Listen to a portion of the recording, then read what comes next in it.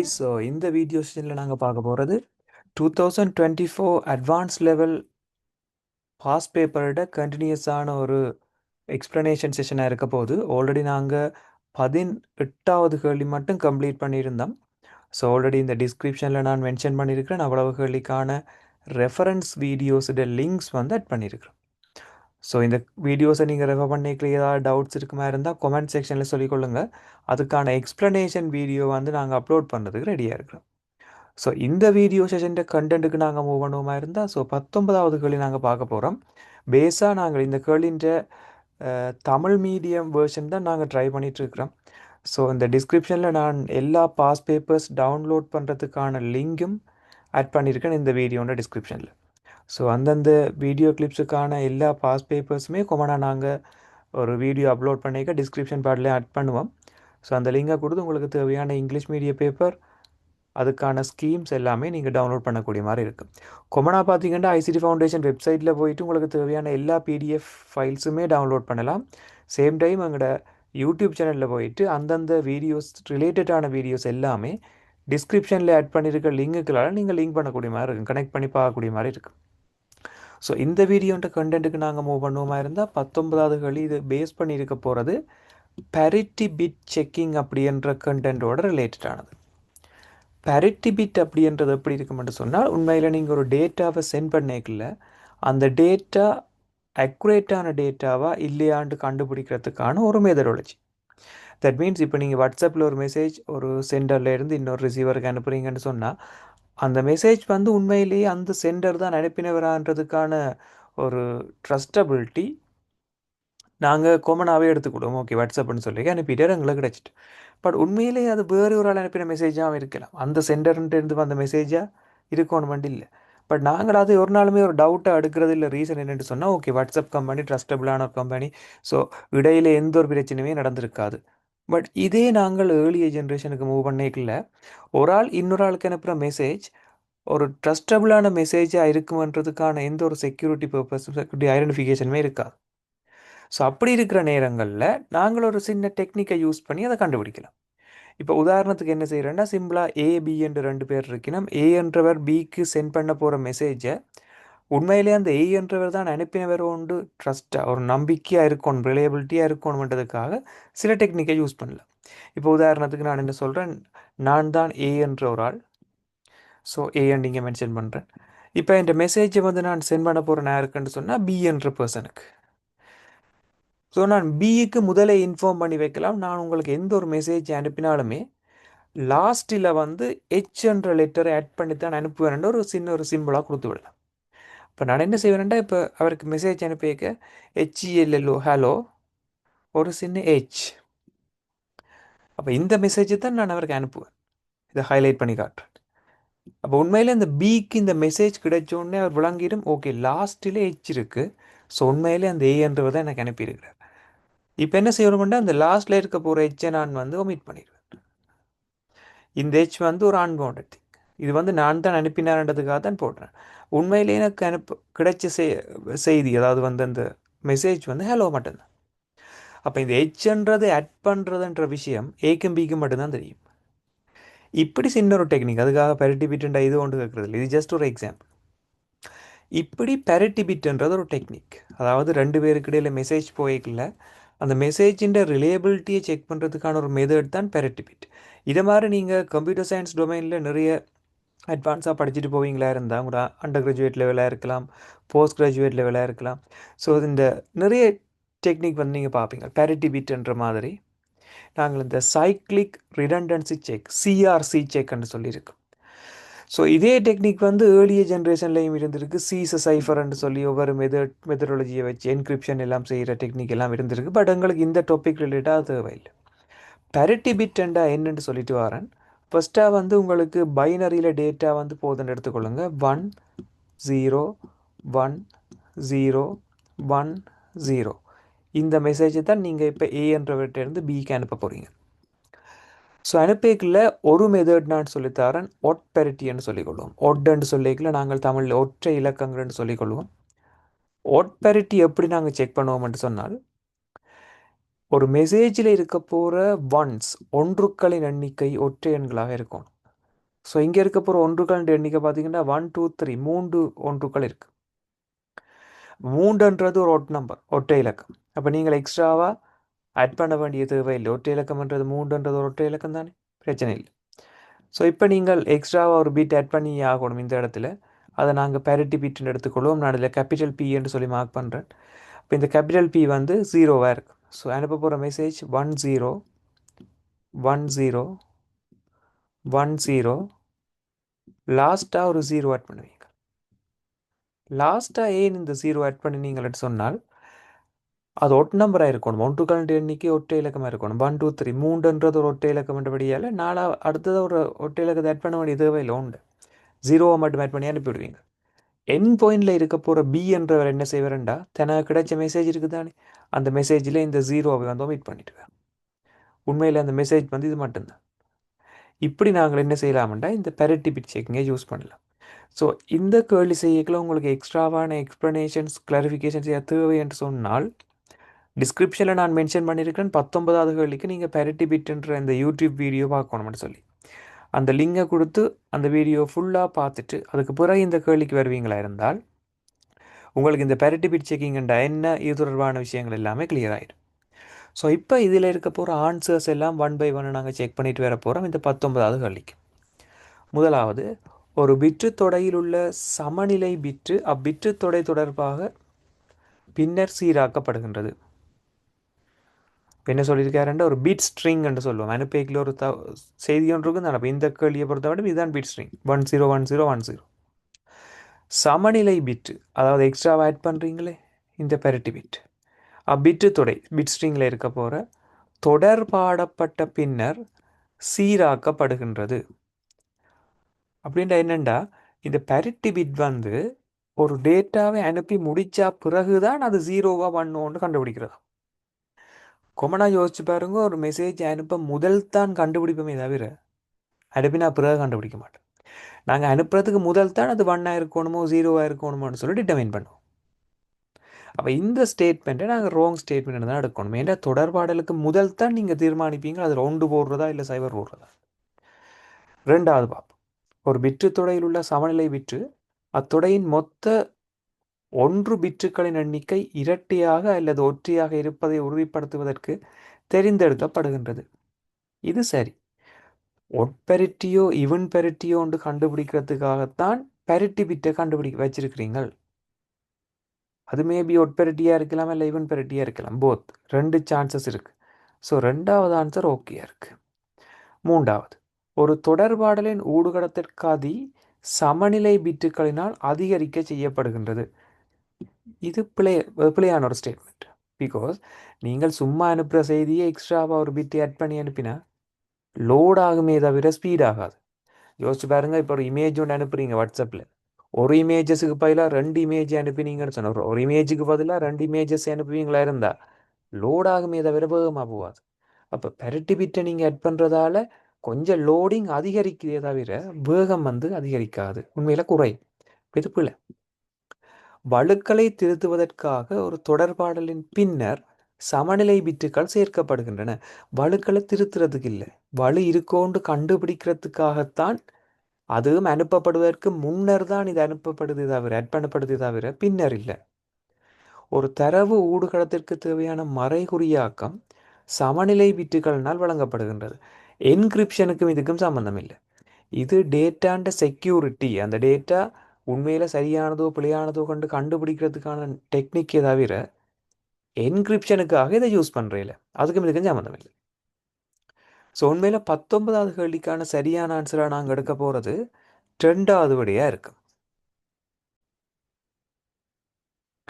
Okay, நாங்கள் இப்போ 20வது கேள்விக்கு மூவ் பண்ண போகிறோம். அதுக்கு முதல் நான் எல்லா ட்ராயிங்ஸும் கிளியர் பண்ணிட்டேன். ஸோ 20வது கேள்வி நீங்கள் பார்க்கலாம். இங்கே ஹைலைட் பண்ணிக்கொள்ள இந்த கேள்வியை, இது வந்து பிஎஸ்டி, அதாவது பப்ளிக் ஸ்விட்ச் டெலிஃபோன் நெட்வொர்க் அப்படி என்ற ஒரு அனலாக் டெக்னாலஜியை பற்றி தான் சொல்லி கொண்டு வருது. இது சிம்பிளாக விளங்கப்படுத்துகிறேன்னு பாருங்கள் என்ன நடக்குமெண்டு. எங்களோட கம்ப்யூட்டர்ஸில் வந்து என்ன நடக்குமென்று சொன்னால் அனலாக் சிக்னல் வந்து டிஜிட்டலாக கன்வெர்ட் ஆகி தான் நீங்கள் ஒர்க் பண்ணும். ஸோ இதை நீங்கள் ஒரு கம்ப்யூட்டர்ன்னு சொல்லி மார்க் பண்ணுறீங்கன்னு சொன்னால் இந்த இடத்துல இப்போ வயர்ட் கனெக்ஷனால் என்ன செய்கிறேன், இன்னொரு கம்ப்யூட்டருக்கு இதை கனெக்ட் பண்ணுறேன். ஃபைன். ஸோ இந்த 2 கம்ப்யூட்டருக்கும் விளங்க போகிற சிக்னல் என்னென்னு பார்த்தீங்கன்னா டிஜிட்டல். இங்கேயும் டிஜிட்டல் தான் எங்களுக்கு விளங்கும்.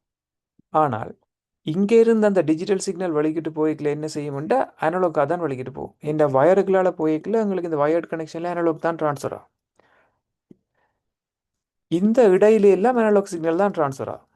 எங்களுக்கு அந்த 2 கம்ப்யூட்டர்ஸுக்கும் இடையில வரைக்கல தான் கம்ப்யூட்டருக்கு உள்ள வரைக்கும் அது டிஜிட்டலாக கன்வெர்ட் ஆகும். கம்ப்யூட்டருக்கு உள்ள வரைக்கும் அது டிஜிட்டலாக மாறும், வெளியிலேயே அது அனலோக்காக இருக்குது. அப்போ இந்த டிஜிட்டல் அனலோக்காக மாறுறதுக்காக யூஸ் பண்ணுற ஒரு டிவைஸ் தான் நாங்கள் இங்கே மொடம் என்ற நேமால சொல்லுவோம். மொடியூலேஷன் டிமொடியூலேஷன் என்ற 2 ஆக்டிவிட்டி நடக்க போகிற ஒரு டிவைஸ் தான் அது. அப்போ இந்த பிஎஸ்டிஎன்ல நடக்க போகிற வேலையை 1 by 1 பார்த்து கொண்டு வருவோம். சிறந்த தெளிவுக்காக அது சமிக்ஞையை ஆம்பிளிஃபை பண்ணுது, விரியலாக்கு தான். உண்மையில் பிஎஸ்டிஎன் என்று சொல்லிக்க நீங்கள் ஞாபகப்படுத்த வேண்டியது டிஜிட்டல் அனலாக் ரெண்டும் மிக்ஸ்ட் ஆகி போகிறதே தவிர தெளிவுத்தன்மைக்காக ஆம்பிளிஃபை எல்லாம் பண்ண போகிறது இல்லையாங்க. தேக்குவதற்காக சமைச்சியை நெருக்குகின்றது, கம்ப்ரெஸ் பண்ணுமென்று சொல்லணும். ஸோ இந்த ஆக்டிவிட்டியில் இங்கே நடக்க போகிறது இல்லை. அனலாக் டிஜிட்டல் கன்வர்ஷன் மட்டும்தான். அது சமிக்ஞையை மறுபடியும் இலக்க முறை வடிவத்திற்கு பண்பிறக்கம் செய்கின்றது. இது சரி. இந்த 3வது ஆன்சரை பார்த்தீங்கன்னா உங்களுக்கு ஒரு ஐடியா எடுக்கலாம். ஒரு டிஜிட்டல் சிக்னலை பிஎஸ்டிஎன் என்ன செய்யும்ட்டு அனலாக்காக மாற்றி வயரால் அனுப்பிட்டு திரும்ப அடுத்த கம்ப்யூட்டருக்கு போய்க்க அனலாக்லேருந்து டிஜிட்டலுக்கு மாறும். இடையில இருக்க போகிற டிவைஸ் மோடம், அவ்வளோதான் கதை. ஸோ 3வது ஆன்சர் ஓகேயா இருக்கு. திரும்ப இந்த என்கிரிப்ஷன் என்ற ஆக்டிவிட்டி நடக்குது அப்படின்றதெல்லாம் ராங் ஆன்சர். மொடியூலேட் பண்ணுறது, ஊடுகடத்துக்காக சமைச்சியை மேலும் பண்பேற்றம் செய்கிறது, மொடியூலேட் பண்ணுறேன்னு சொல்லியிருக்கிறேன். ஸோ இந்த இடத்துல சரியான ஆன்சராக நாங்கள் எடுக்க போகிறது டிமொடியூலேட் பண்ணுறன்றது தான் சரியான ஆன்சர் எடுப்போம். என்ன ரீசன் இந்த மொடியூலேட்ன்றது இல்லாமல் டிமொடியூலேட்னு சொல்கிறோம்னா 2 ஆக்டிவிட்டி எங்களுக்கு தெரியும். இப்படி ஞாபகப்படுத்தலாம். டிஏடி, அதாவது டிஜிட்டல்ல இருந்து அனலாகுக்கு போனால் மொடியூலேஷன், அனலாக்ல இருந்து டிஜிட்டலுக்கு வந்தால் டிமொடியூலேஷன். இதுதான் நடக்க போகிற ஆக்டிவிட்டி. அப்போ இது மொடியூலேஷன் எடுக்கணும், இதை நாங்கள் டிமொடியூலேஷன் எடுக்கணும். உண்மையில் இந்த பிஎஸ்டிஎன் என்ன செய்யுதுன்னு சொன்னால் எங்களுக்கு வரப்போகிற அந்த அனலாக் சிக்னலை டிஜிட்டலாக மாற்றுது. அதான் கதை. அனலாக் சிக்னலை என்ன செய்ய போகுது, டிஜிட்டலாக மாற்றுவோம். இந்த இடத்துல நடக்க போகிறது தான் பிஎஸ்டிஎன் எடுக்கிறேன் நாங்கள். அனலாக்கை டிஜிட்டலாக மாற்றுறதுன்றது டிமொடியூலேஷன். உண்மையில் டிஜிட்டல் அனலாக்காக மாற்றினா தான் மொடியூலேஷன் எடுப்போம். அப்போ இதுக்கு சரியான ஆன்சர் 3வதுன்னு சொல்கிறதுக்கான ரீசனும் அதான், டிமொடியூலேட் பண்ணுது அப்படின்றது தான் சரியான ஆன்சராக இருக்குது. ஸோ இந்த 20வது கேள்விக்கான சரியான ஆன்சராக நாங்கள் எடுக்க போகிறது 3வது ஆன்சராக இருக்கும். ஸோ இப்போ இங்கே இருக்க போகிற இந்த எல்லா ட்ராயிங்ஸுமே கிளியர் பண்ணிட்டேன். அடுத்தது 21வது கேள்வி. இந்த 21வது கேள்வி என்ன சொல்லியிருக்குன்னு பார்த்துட்டு வருவோம். ஒரு சுவிட்சுன்றதை பற்றி, இந்த சுவிட்சை பற்றி சரியான ஒரு ஆன்சர் என்னன்னு தான் கேட்டுக்கொண்டு வரீங்க. இப்போ நார்மலாக பார்த்தீங்கன்னா ஒரு சுவிட்சுன்றதை பற்றி சொல்லணுமென்றால் ஒன்றுக்கு மேற்பட்ட சாதனங்கள், கரணிகள், இதை ஒன்றாணிக்கிறதுக்கு சுவிட்சை பாவிக்கலாம். சுவிட்சுன்றது ஒரு கம்ப்யூட்டருக்கு அனுப்பின மெசேஜை அந்த கம்ப்யூட்டருக்கு மட்டும் அனுப்பும். இதை நாங்கள் எப்படி சொல்லிக்கொள்வோம்னா யூனிகாஸ்ட். அடுத்தது இந்த சுவிட்சுன்றது என்ன செய்யும் என்று சொன்னால் ஒரு மெசேஜஸ் அனுப்பிக்க ஃபுல் டூப்ளெக்ஸ் முறையில் அனுப்பும் எல்லாருக்கும். இப்படி சில விஷயங்கள் நாங்கள் சுவிட்சஸுக்காக பார்க்கலாம். உங்களுக்கு எக்ஸ்ட்ராவாக இந்த சுவிட்சை பற்றி தேவையான டிஸ்கிரிப்ஷனில் இருக்க போகிற 21வது கேள்விக்கான கைடன்ஸ் வீடியோவை பார்த்து உங்களுக்கு தேவையான விளக்கங்கள் எடுத்துக்கொள்ளலாம். அப்போ இதில் இந்த ஒவ்வொரு ஆன்சராக ரீட் பண்ணி அதே ஆன்சரில் உண்மையாக பிழையான ஆன்சர் அப்படின்றத நாங்கள் செக் பண்ணி கொண்டு வருவோம். ஸோ இந்த 21வது கேள்வியை நான் ரீட் பண்ணி கொண்டு வரேன். தெளிவான ஊடுகடத்தலுக்கு அது தரவு சமிச்சைகளை விரியலாக்குகிறது. ஆம்பிளிஃபயர் என்ற ஒரு டிவைஸ் ஒன்று இருக்குது. அதை பற்றி நாங்கள் இந்த சிலபஸில் பெருசாக படிக்க வேண்டிய தேவையில்லை. இந்த விரியலாக்குற வேலையெல்லாம் இங்கே இல்லை, சுவிட்ச் செய்ய போகிறதில்லை. உள்வரும் எல்லா தரவுகளையும் அது வலையமைப்பில் உள்ள ஒவ்வொரு சாதனத்திற்கும் தொலைப்பெரம்பல் ப்ராட்காஸ்ட் செய்யுமா.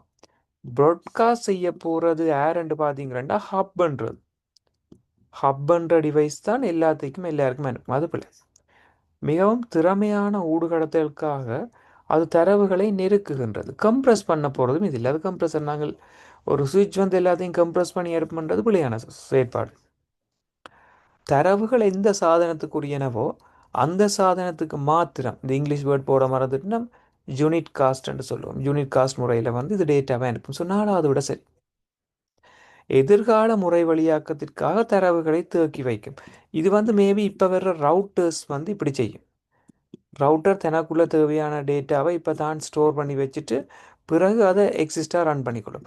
பட் இங்கே வந்து இது சூட்டபிளாக இருக்கா சுவிட்சுக்கு? ஸோ 21வது கேள்விக்கான சரியான ஆன்சராக நாங்கள் இந்த 4வது விடையை எடுத்துக்கொள்ளலாம் இங்கே. ஓகே, நான் இந்த மார்க்கிங்ஸ் எல்லாமே ஃபுல்லாகவே கிளியர் பண்ணுறேன். ஸோ அடுத்த கேள்விக்கு நாங்கள் மூவ் பண்ண போகிறோம். 22வது கேள்வி. இதில் எங்களுக்கு ஒரு ஐபி அட்ரஸ் ஒன்று தந்திருக்கிறோம். இந்த ஐபி அட்ரஸை பாவிச்சு எத்தனை ஹோஸ்ட் அட்ரஸ் இருக்குது, இதுதான் உங்களோட கேள்வி. ஹோஸ்ட் அட்ரஸ்ன்னு சொல்ல வாரது வந்து நாங்கள் ஒரு கம்ப்யூட்டருக்கு கொடுக்கக்கூடிய முகவரிகள் எத்தனை. இதை கண்டுபிடிக்கிறதுக்கு நீங்கள் வேறு ஒன்றையும் பற்றி பொறி பண்ண வேண்டிய தேவையில்லை. இந்த சப்நெட் மாஸ்க் மட்டுமே உங்களுக்கு காணும். 27ன்னு தந்திருக்கணும். ஸோ இப்போ 27ன்னு சொன்னால் நீங்கள் பார்க்க வேண்டியது மொத்தமாக 32 பிட் இருக்கும். 32 பிட்டுன்னா உங்களுக்கு தெரியும் 32 இடைவெளி இருக்குது. இந்த 32 இடைவெளியில் கடைசியாக இருக்க போகிற 8 மட்டும் பண்ணுங்க பார்ப்போம். 1 2 3 4 5 6 7 8. 27ண்டா உங்களுக்கு நார்மலாகவே தெரிஞ்சிருக்கும். இல்லை டொட் போட்டே உங்களுக்கு காட்டணும் அப்படி வருமண்டு. முதலாவது 8 பிட்டு முடிஞ்சிருக்கும், அடுத்த 8 பிட்டு முடிஞ்சிருக்கும், அடுத்த 8 பிட்டு முடிஞ்சிருக்கும். அப்போ 8 பிட் இங்கே முடிஞ்சுது, அடுத்த 8 பிட் முடிஞ்சுது, அடுத்த 8 பிட் முடிஞ்சுது. 24. 27 முதலாவது பிட், ரெண்டாவது பிட், மூன்றாவது பிட் முடிஞ்சா அதுக்கு பிறகு இருக்க போகிற இவ்வளோ பிட்டுன்னு தான் உங்கள்கிட்ட இருக்கு. அப்போ 3 போயிட்டுண்டா இங்கால உங்கள்கிட்ட ஒரு 5 பிட் இருக்கு. இந்த 5 பிட்டையும் மாற்றி மாற்றி நீங்கள் என்ன செய்யலாம், ஹோஸ்ட்டை கண்டுபிடிக்கலாம். அப்போ இவர் என்ன சொல்கிறாருண்டா எத்தனை விருந்தோம்பி பிட்டுகள் ஹோஸ்ட் பிட்டை நீங்கள் க்ரியேட் பண்ணலாம்னு கேட்டுக்கொண்டு வரார். ஸோ ஹோஸ்ட்ன்னு சொல்லிக்கல நாங்கள் என்ன செய்யணும், பயன்படுத்தத்தக்க முகவரிகளை தான் எடுக்கணும். இந்த இடத்துல பயன்படுத்தத்தக்க முகவரிகள்னு சொல்ல வாரது அப்படின்னு சொன்னால் இந்த 5 பிட்டையும் பயன்படுத்தி 2 5ஆம் அடுக்கு முகவரிகள் உருவாக்கலாம். 32 அட்ரஸ் உருவாக்கலாம். அதில் முதலாவது அட்ரஸை வந்து நெட்வொர்க் அட்ரஸ்ன்னு சொல்லுவோம், கடைசி அட்ரஸை ப்ராட்காஸ்ட் அட்ரஸ்ன்னு சொல்லுவோம். நெட்வொர்க்கும் ப்ராட்காஸ்ட்டும் நீங்கள் பாவிக்கலாம். ஸோ 2 கழிக்கும், 2 கழிச்சா ஹொஸ்ட்டுக்கு கொடுக்கக்கூடிய அட்ரஸ் எவ்வளவா இருக்குமென்று சொன்னால் 30. ஸோ இந்த இடத்துல 2வது விட தான் இந்த 22வது கேள்விக்கு சரியான ஆன்சராக இருக்கு. 30 முகவரிகளை நாங்கள் இங்கே எடுக்கக்கூடிய மாதிரி இருக்கும். ஓகே, இப்போ நாங்கள் 23வது கேள்விக்கு மூவ் பண்ணிக்கொள்வோம். ஸோ இந்த 23வது கேள்வியில் வளவு மாதிரி எல்லா பாஸ் பேப்பர்லையுமே இதில் ஒரு கேள்வி கட்டாயம் இருக்கு. டிசிபி யூடிபி இந்த 2 பேருக்குமான கம்பேரிசன். சில நேரங்களில் டிசிபியில் மட்டும் கேள்வி வரும், சில நேரங்களில் யூடிபியில் மட்டும் கேள்வி வரும். ஸோ இந்த இடத்துல ஏபிசி என்று சில ஸ்டேட்மெண்ட் தந்திருக்கணும், ரீட் பண்ணி பார்ப்போம். தொடர்பாடலில் வழுக்கள் ஏதும் இருப்பின் அவற்றை இனங்காணுதலும் திருத்தலும். அப்போ இதில் என்ன சொல்ல வேண்டுமெண்டா டிசிபியில் சரியான ஸ்டேட்மெண்ட் எதுன்றது தான் இவங்க கேட்டது, இந்த 23வது கேள்வி. அப்போ இது ஒருக்கா என்ன செய்யணும்னா வடிவாக ரீட் பண்ணிவிட்டு எது எது சரி என்ற மாதிரி இருக்க பார்த்துட்டு அப்புறம் அங்கே நாங்கள் போவோம். ஸோ தொடர்பாடலில் எரர்ஸ் ஏதேனும் இருந்தால் அதை டிடெக்ட் பண்ணுறதும் திருத்துறதும், எரர் டிடெக்ஷன் எரர் கரெக்ஷன். உண்மையில் இது சரி என்று தான் எடுக்கணும். நாங்கள் என்ன செய்வோம்னு சொன்னால் டிசிபி என்றது இப்போ இன்றைக்கு நாங்கள் யூஸ் பண்ணுற எல்லா டெக்னாலஜியிலையும் உண்மையில் டிசிபி ப்ரோட்டோகால் யூஸ் பண்ணுறோம். அது எரர்ஸ் இருந்தால் பார்க்கும், எரர் இருக்கிற இடங்களில் சில சில எரர்ஸை அது டிடெக்ட் பண்ணி கரெக்டும் பண்ணும். ஸோ இது சரி. ஒரு தரவு பொதி கிடைத்தமை பற்றிய பெறுநர் அனுப்புவதற்கு அறிவித்தல், ஃபீட்பேக் அனுப்பும் கட்டாயம். தரவு பொதிகள் ஒழுங்கு அதே ஓர்டரில் போகும். இதை பற்றி நான் எக்ஸ்ட்ராவாக வழங்கப்படுத்தணும்னு சொன்னால் நான் டிஸ்கிரிப்ஷனில் ஆட் பண்ணியிருக்கிறேன் டிசிபி யூடிபின்ற கம்பேரிசன் வீடியோ. ஸோ அந்த லிங்கை கொடுத்து உங்களுக்கு தேவையான எல்லா கிளாரிஃபிகேஷனும் பார்த்தா பிறகு இந்த கேள்வியை பார்ப்பீங்களா இருந்தால் இந்த 5வது விட சரின்னு சொல்லி வருவீங்க. சில நேரங்களில் அதாவது இந்த கொஞ்சம் டெக்னாலஜி டெவலப் ஆகிறதுக்கு முதல் டிசிபி வந்து எரரை கண்டுபிடிக்குமே தவிர உண்மையிலே அந்த லேயரை பொறுத்த மட்டும் டிடெக்ட் பண்ணுறதே தவிர கரெக்ட் பண்ணுறது இல்லைன்ற மாதிரி இருக்கும். ஆனால் இப்போ நீங்கள் கொமனாக பார்த்துக்கொள்ளுங்க, டெக்னாலஜிஸ் எவல்யூஷனுக்கு பிறகு டிசிபி வந்து உண்மையில் எரர் இருந்தால் கண்டுபிடிக்கும், சேம் டைம் எரரை கரெக்ஷனும் செய்து கொள்ளும். ஸோ ஏபிசி எல்லாமே சரி என்ற விட வந்து உங்களுக்கு ஓரளவு தெரிஞ்சிருக்க வேணும். இந்த 23வது கேள்விக்கு 5வது விட வந்து சரியான விடையாக இருக்க போகுது. ஓகே, ஸோ இந்த கேள்வின்ற எல்லா ட்ராயிங்ஸுமே நான் இதை கிளியர் பண்ணிக்கொள்கிறேன். இப்போ அடுத்ததாக நாங்கள் பார்க்க போகிற கேள்வி எதுவாக இருக்குமென்னு சொன்னால் 24வது கேள்வியாக இருக்க போகுது. இந்த 24வது கேள்வியை பொறுத்த மட்டும் இது வந்து சிஸ்டம் டெவலப்மெண்ட் லைஃப் சைக்கிள்ன்ற எஸ்டிஎல்சி முறைமை தொடர்பான பாடம், ஃபுல்லாக தியரியான ஒரு பாடம் தான். இதில் என்ன சொல்லியிருக்கிறோம் என்று சொன்னால், ஒரு புதிய முறைமையை ஒரு குறித்த திகதியில் சேவை நாடுனர், அதாவது ஒரு கிளைண்ட்டுக்கு கொடுக்க போறீங்க. ஒரு பகுதி ஒப்படைப்புகளும் இருத்தல் ஆகாது. அப்படின்னு சொன்னால், நீங்கள் ஒரு சாஃப்ட்வேரை டெவலப் பண்ணி போட்டு அதின் ஒரு கொஞ்சம் பகுதியை கொண்டே கொடுக்கலாம். நீங்கள் முற்றுமுழுதாக முடிச்சே ஆகணும். எந்தவித குறிமுறையாக்கலும் ஆரம்பிக்கப்படுவதற்கு முன்னதாக முறைமை கட்டமைப்பும் வடிவமைப்பும் முழுமையாக வரையறுக்கப்படுதல் வேண்டும். அப்படி என்றால் நீங்கள் கோடிங் எழுத தொடங்குறதுக்கு முதலே எல்லா ஸ்டெப்பும் கம்ப்ளீட் பண்ணிடணும். இடையில நீங்கள் கோடிங் எழுதி கொண்டு வந்துட்டு இடையில எந்த ஒரு மாற்றமும் செய்ய முடியாது. இப்படியான சில நிபந்தனைகள் அவர் தந்திருக்கணும். இப்போ என்ன இதுல இருந்து எங்களுக்கு விளங்கி கொள்ளணும்டா, இப்போ நீங்கள் கிளைண்ட்டுக்கு பகுதி பகுதியாக முறைமையை கொடுக்க இயலாது. பகுதி பகுதியாக கொடுக்க இல்லாட்டிக்கு நீங்கள் அஜைலையோ அல்லது வேறு வேறு டெவலப்மெண்ட் மாடலையோ யூஸ் பண்ணவே இயலாது. அடுத்தது வடிவாக சொல்லியிருக்கிறோம். அப்படி என்றால் ஒரு முறைமைன்ற பகுதி முடிவதற்கு முன்னர் அதுக்கு முதல் ஸ்டெப் எல்லாம் கிளியராக இருக்கணும். கோடிங்கை தொடங்கி போட்டு டிசைனிங்குக்கு போயிடாது, ஆர்கிடெக்சரை மாற்றிடாது. இப்படி கட்டுப்பாடுகளோடு இருக்கிற ஒரு மாதிரியம்தான் வாட்டர்ஃபால் மாடல். நீங்கள் ஸ்பைரல் என்று சொன்னால் பகுதி பகுதியாக நீங்கள் கொடுக்கலாம், அடுத்தடுத்த பர்சனில் திருத்தலாம். அஜைல் மாடல் என்றாலும் உங்களுக்கு தெரியும், டிசைன் முடிஞ்ச பிறகு கோடிங் எழுதலாம், கோடிங் எழுதின பிறகு டிசைனிங் என்று சொல்லி ஏதோ மாற்றலாம். பட் இதுக்கு பொருத்தமான ஒரு விடை என்று சொன்னால் உண்மையில் இந்த வாட்டர்ஃபால் மாடல் மட்டும்தான். ஸோ வாட்டர்ஃபால் மாடல் மட்டும் இருக்க போகிற ஆன்சர்ன்றா என்ன, முதலாவது தான் பெரும்போல இருக்கு, ரைட். ஸோ இந்த 24வது கேள்விக்கு முதலாவது விட மட்டும்தான் பொருத்தமானதாக இருக்க போகுது. ஸோ இந்த வீடியோ சேனலில் நாங்கள் பார்த்துருந்தோம். ஸோ 24வது கேள்வி மட்டும் பார்த்துருந்தோம். முக்கியமாக இந்த நெட்வொர்க்கிங் அதோட தொடர்பாக வந்த கேள்விகளும், அதுக்கு பிறகு வந்த இந்த சிஸ்டத்தில் ஒரு கேள்வியும் பார்த்துருந்தோம். ஸோ அடுத்த வீடியோ செஷனில் நாங்கள் இன்னொரு கண்டென்ட்டோட மீட் பண்ணிக்கொள்வோம். தேங்க்யூ.